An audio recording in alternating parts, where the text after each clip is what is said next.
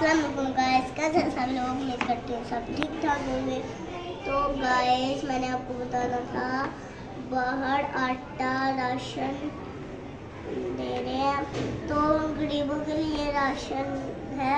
तो बेचारे अभी सुबह से लेके अब तक राशन लेने के लिए लाइन बनाए हुए हैं।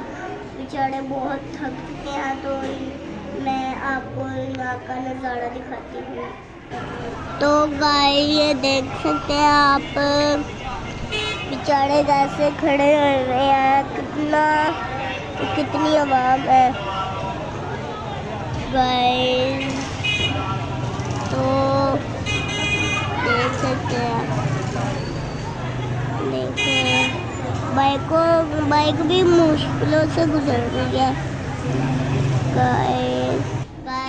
तो ये गवर्नमेंट के राशन दे रही है ना, इन्होंने सुबह तक जलील करके रखा हुआ, अभी तक नहीं इन्होंने राशन दिया।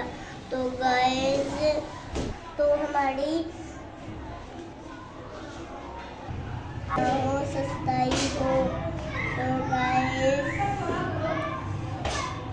तो गाइस हमारी आवाम सुबह से लेके अब तक इतने आवाम से लीन ना हो रही हो। तो बाय से याद आया, सब्सक्राइब करिएगा चैनल को, बेल आइकन को प्रेस कीजिएगा।